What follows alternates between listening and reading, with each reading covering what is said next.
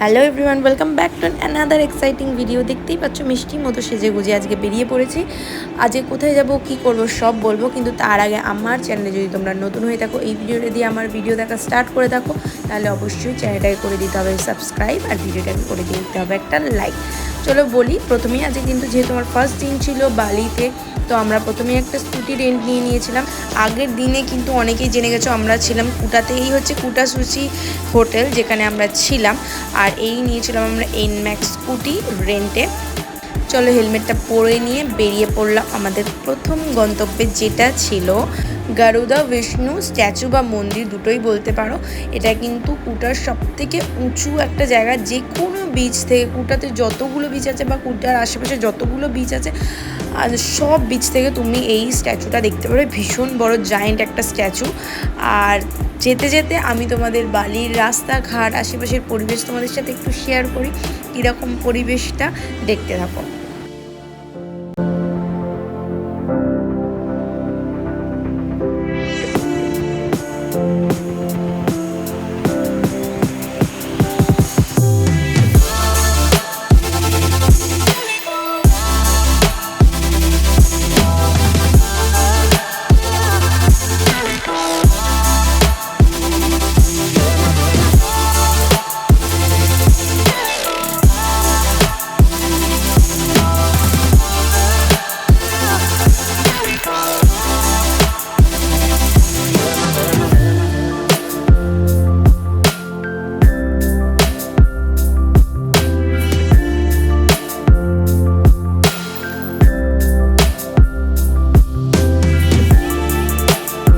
ভীষণ পরিষ্কার একটা জায়গা, যেখানে মানে গেলেই তোমার মানে একটা ফ্রেশ ফিল হবে। আকাশটাও যেমন পরিষ্কার, চারিদিকটা ভীষণ পরিষ্কার আর ভীষণ গ্রিনারি, প্রচুর গাছপালা, মানে ভীষণ গেলেই একটা ভালো ফিল হবে আর কি।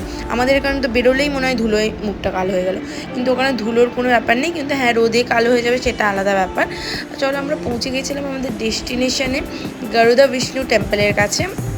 বালির একটা বৈশিষ্ট্য তোমাদের বলে রাখি, যেখানেই তোমরা যাও, বিচে যাও, টেম্পেলে যাও, ওয়াটারফল দেখতে যাও, যেখানেই যাও তোমাদের এন্ট্রি ফি দিতে হবে।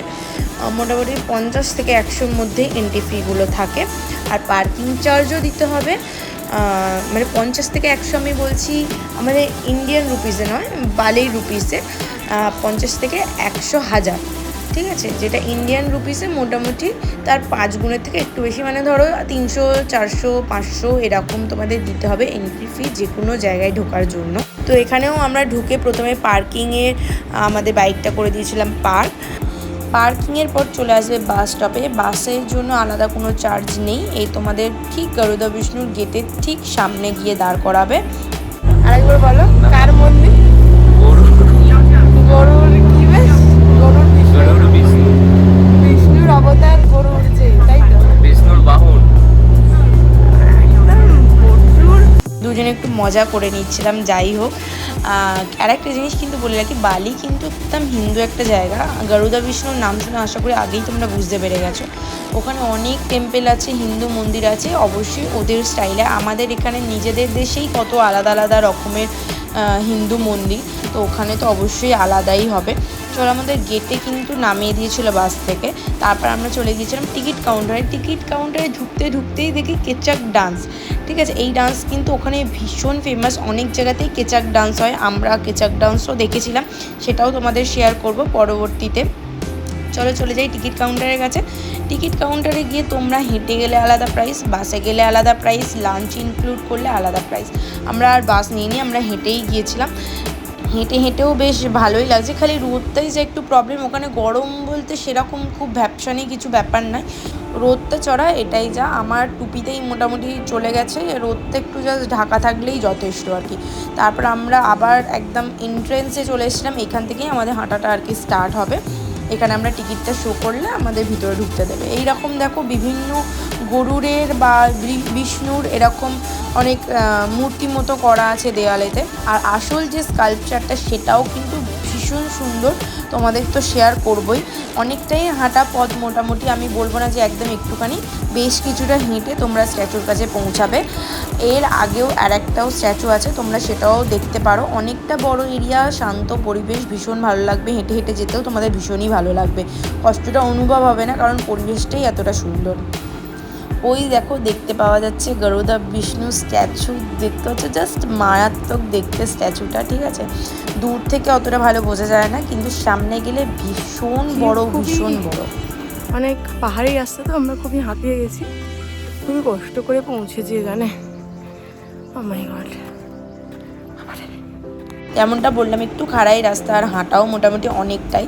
এই যে দেখো 2-3টে স্ট্যাচু মোটামুটি এখানে তোমরা দেখতে পাবে, এইরকম ভিউ তোমরা দেখতে পাবে। এত হেঁটে যাওয়ার পর তোমাদের রিগ্রেট ফিল হবে না, কারণ ভগবানকে দেখলে এমনিই মনটা খুশি হয়ে যায়, শান্ত হয়ে যায়, ভীষণ ভালো লাগে। আবার যেমন হেঁটে হেঁটে গিয়েছিলাম, হেঁটে হেঁটে নেমেছি গেট থেকে, আবার আমরা বাস ধরে একেবারে আমাদের পার্কিংয়ের কাছে আমাদের বাসটা নামিয়ে দেয়, নামিয়ে আমরা বাইকে করে আবার অন্য জায়গার উদ্দেশ্যে রওনা দিই। এবার কোথায় যাব সেটা তো গেলেই তোমাদের দেখাবো, ততক্ষণে এই ভিউটার মজা নাও।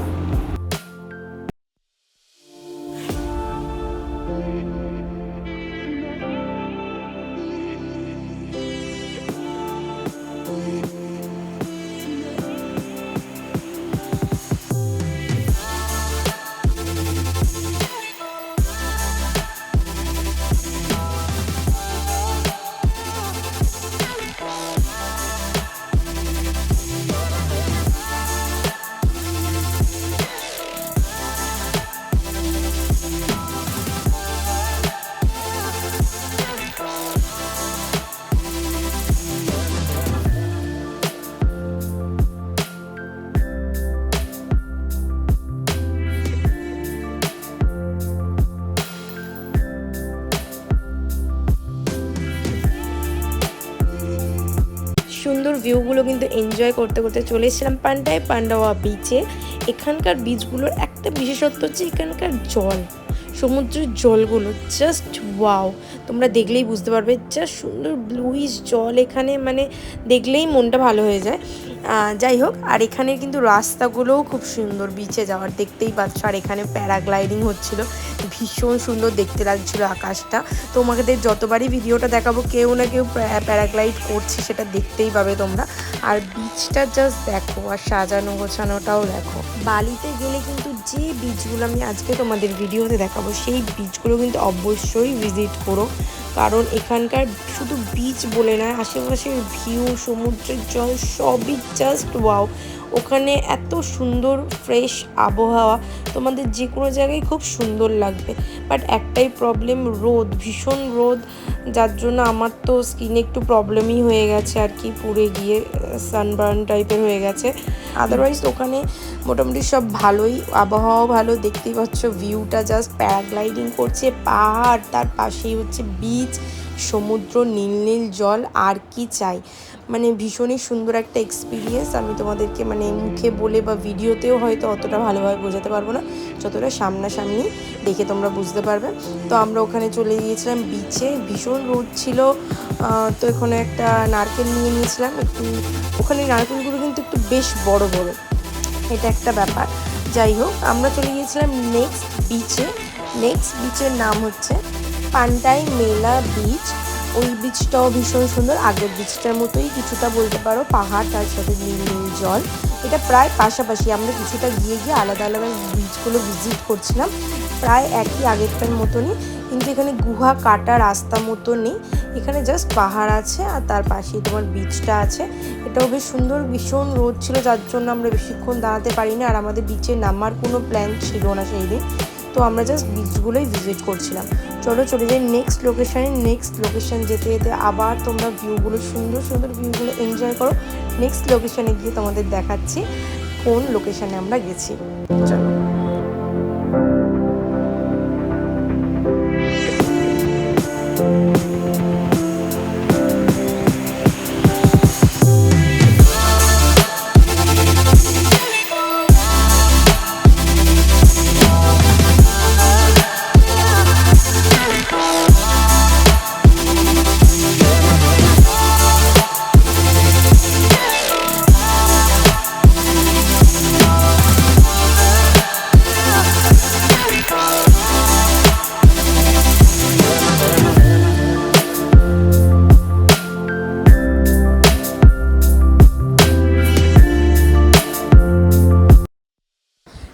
লোকেশন সম্পর্কে একটু বলে দিই। যেটা ছিল একটা মেলা কাইন্ড অফ জায়গা, যেখানে বিক্রি হচ্ছিল নানান রকমের জিনিস, যেখানে আসবাব, জামা কাপড়, জুয়েলারি, ঘরে ইউজ করার জিনিস, খাবার দাবার, মশলাপাতি, সাজানোর জিনিস, অনেক কিছু সেখানে সেল হচ্ছিল। এসেছিলো অনেক বিদেশি ফরেনার, মানে আমরাও ওখানে বিদেশি, ওরকম অনেক ফরেনার ছিল। সবাই নিজেদের মতো পছন্দের মতো জিনিসপত্র কিনছিল।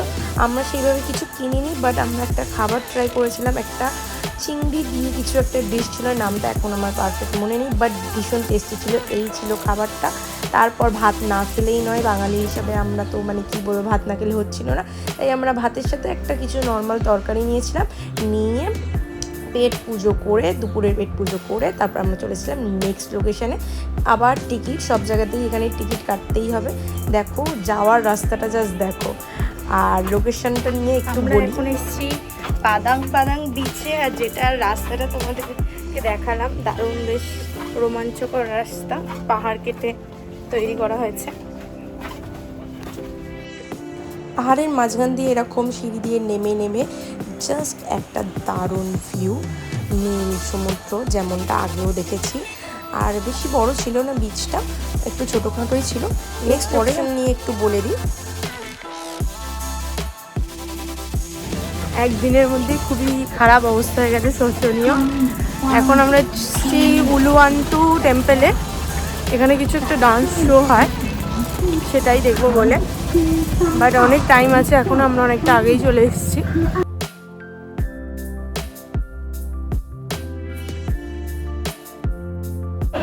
এখানে কিন্তু কিছু ট্রেডিশনাল ব্যাপার আছে। যাই হোক, ওই পার্পেলগুলো যারা শর্ট ড্রেস পরেছে তাদের জন্য, আর যারা মোটামুটি লং ড্রেস পরেছে তাদের জন্য এরকম অরেঞ্জ কালারের, এই যে আমিও বেঁধেছি।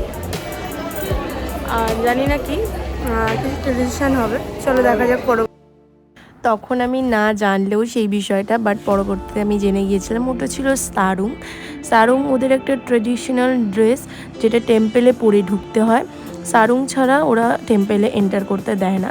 আর উলুয়ান্টু একটা টেম্পেলই ছিল, যেই টেম্পেলের কাছাকাছি কেচাক ডান্স আমরা দেখতে গিয়েছিলাম। প্রথমে তো আমরা গিয়েই ফার্স্ট আমরা টিকিট কাউন্টারের টিকিট নিলাম। অনলাইন আমাদের টিকিট কাটা ছিল, আমরা অফলাইন টিকিটটা কালেক্ট করলাম, করে এরকম সুন্দর সানসেট এনজয় করলাম। কিন্তু যেহেতু মেঘে ঢাকা ছিল, সানসেটটা খুব ভালোভাবে বোঝা যায়নি।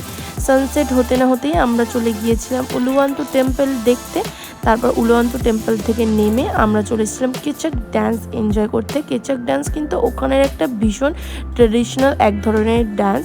ওখানে 50 জন এরকম দেখতে পাচ্ছ লোক বা ছেলে, যাই হোক, ওরা এইভাবে গান করে আর ডান্স করে, আর তার সাথে ওরা একটা স্টোরি টেলিং করে। দেখতে পাচ্ছ এখানে রামায়ণের স্টোরি টেলিংটা কিন্তু হচ্ছিল। তো পুরোটা নয়, ওরা কিছুটা দৃশ্য তুলে ধরে। আর ইন্ডিয়াতে যেহেতু রামায়ণের মেন বেস, সব কিছু জায়গা ইন্ডিয়াতেই, আর তার সাথে প্রত্যেক ইন্ডিয়ানের মনে রামায়ণের জন্য একটা আলাদাই ভালোবাসা, সম্মান, ভক্তি আছে, যার জন্য ওরা ইন্ডিয়ানদের আলাদা করেও ওয়েলকাম জানিয়েছিল, যেটা আমার খুব ভালো লেগেছিল। যাই হোক, এখানে যিনি হনুমানজি সেজেছিলেন তিনি একটু মজাও করছিলেন, যাতে দর্শক এঙ্গেজ থাকে, কারণ এখনকার মানুষ মজা ছাড়া যে কোনো জিনিস সিরিয়াসলি খুব একটা নিতে পারে না। শো ছিল আমাদের 7টা থেকে, প্রায় 1 ঘন্টার মতো শোটা চলে। এরপর আমাদের আর কোনো প্রোগ্রাম ছিল না, আমরা কেচাক ডান্স দেখেই বাড়ি ফিরে আসি। চলো তোমাদের একটুখানি ভালো করে দেখাই, তাহলে তোমরা অনেকটা বুঝতে পারবে। দেখো।